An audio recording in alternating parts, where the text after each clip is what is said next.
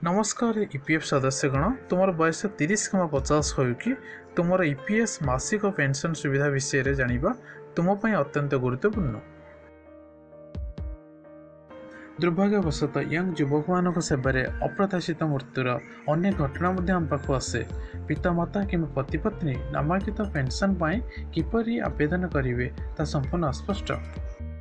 तेणु यह ज्ञान आम बांटा जाऊँ केवल आपण नुहे आपण परिवार सदस्यों गुरुत्वपूर्ण। भल खबर ईपीएस मासिक पेंशन आवेदन बर्तमान ऑनलाइन अटे। तेणु ईपीएफ काउंटर खोलने पूर्व अधिक धाड़ी अपेक्षा पीएफ कार्यालय सहित कौन शारीरिक अनुसरण आवश्यक नहीं। तुम पेंशन को निरविच्छिन्न भाव में ग्रहण करने आवश्यक करुवा किसी सरल नियम अनुसरण करने। सदस्यों मासिक ईपीएस पेंशन कौन? ईपीएस पेंशन होची मासिक राशि अवसर पर एक ईपीएस सदस्यों द्वारा प्राप्त। यह सदस्यों मृत्यु पर्यंत जारी रही। तापर परिवार सदस्य मैंने मासिक पेंशन पाइबा योग्य होती। सदस्यों मासिक पेंशन योग्यता कौन? एक ईपीएफ सदस्य होगा जरूरी, अति कम 10 वर्षर पेंशन योग्य सेवा रहा जरूरी एवं 50 वर्ष बयस पूरण करने जरूरी। ऑनलाइन मेंबर मासिक पेंशन आवेदन दाखल करने को प्रस्तुति होगा पूर्व यह करने आवश्यक। यह बहुत लंबा लगुच कि अपेक्षा कर एत सहज छाड़ू ना, जेहेतु से कहते कौन जंत्र ना तो लाभ ना। तेणु एक प्रत्याख्यान मुक्त और निरविहीन प्रयोग एक पुंखानुपुंख समीक्षा करवा। समस्त पूर्व ईपीएस स्थानांतर गुड़िक तुम सांप्रतिक ईपीएस अकाउंट रे जोड़ा जाइछि। तुम मोट ईपीएस सदस्यता सठिक भाव में अंतर्भुक्त होइछि। आपनकर सदस्य विवरणी गुड़िक यूएएन पोर्टाल सठिक भाव में अद्यतन होइछि। एक ईपीएस नियुक्त बैंक रे आपनकर एक बैंक अकाउंट अछि। आपनकर एक नाम मुद्रित चेक प्रति अछि जहा एक ईपीएस नियुक्त बैंक रे उपलब्ध। आपनकर पैन जांच होइतबा आधार एवं निर्दिष्ट EPS bank KYC UN portal अद्यतन होइछि। आधार ओटीपी पाइबा पई तुम आधार एक भारतीय मोबाइल नंबर सहित संयुक्त। तुमर ऑनलाइन ई नामांकन सठिक भाव में पूर्ण होइछि। छाड़ीबार सठिक कारण सहित तुमर छाड़ीबार तारीख यूएन पोर्टाल ले अद्यतन होइछि। यूएन एवं पासवर्ड सहित ईपीएफ सदस्य पोर्टाल को लॉगिन करंतु।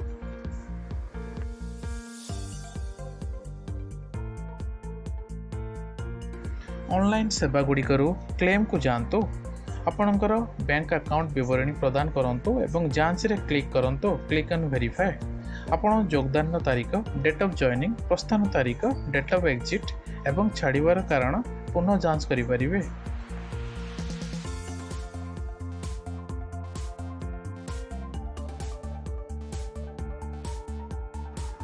थरे आपणकर बैंक अकाउंट जांच हो गले आपण ऑनलाइन दाबी पर अग्रगति करें। जरूरी स्मारक निश्चिंत करंतु जे आपणकर ईपीएस निमित्त बैंक अकाउंट यूएएन केवाईसी रे अद्यतन होइछि।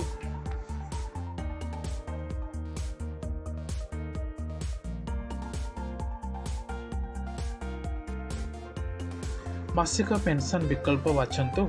जदि आपणकर पूर्व चाकरी एक स्कीम सर्टिफिकेट अच्छी आपण एठारे सविशेष विवरणी सन्निवेश करिपारिबे।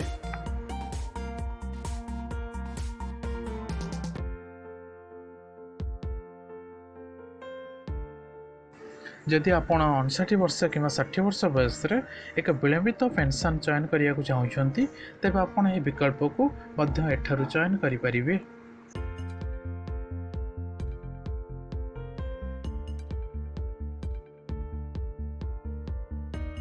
विलंबित पेंशन विषय में आपण कहया को अपेक्षा करंतु। ईपीएफ घोषणा करिछि जे आपण 59 कि 60 वर्ष बयस परवर्ती समय आपणकर पेंशन नेबा को चयन करि परिबे। निम्न सारणी आपण को विलंबित पेंशन लाभ दर्शाए।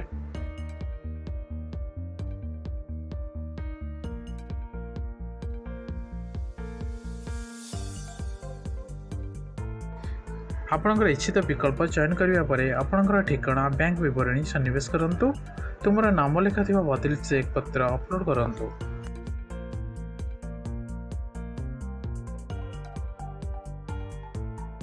जदि आपणकर चेक पत्र नाही तेबे आपण बैंक पासबुक रो प्रथम पृष्ठ अपलोड करि परिबे जेउथिरे आपणकर account number, IFSC code, account धारक नाम स्पष्ट भाव दृश्यमान होउछि। वर्तमान चेक बॉक्स रे क्लिक कर एवं आधार ओटीपी उपरे क्लिक कर तुमे आधार लिंक होइतिबा फोन नंबर रे ओटीपी पाइबो। वर्तमान तुमर दाखल समाप्त करियाकू यूएएन पोर्टल रे ओटीपी प्रवेश कर। उत्तम काम आपनकर प्रक्रिया खूब सहज रे समाप्त होइछि।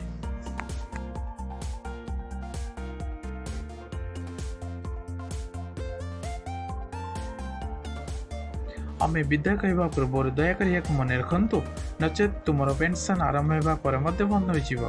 कर्मचारी पेंशन स्कीम अधीन थिबा समस्त पेंशन भोगी एक जीवन प्रमाणपत्र दाखल करा आवश्यक।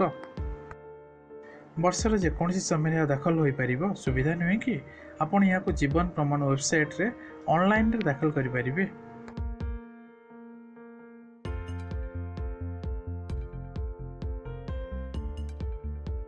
आमे आशा करूँ आपण यह प्रसारण को उपयोगी मन करमको परिदर्शन करूँ www.sequel.com/FAQ EPS नियुक्त बैंक गुड़िकर तालिका एवं अन्य संबुद्ध सूचनार तालिका डाउनलोड करने को।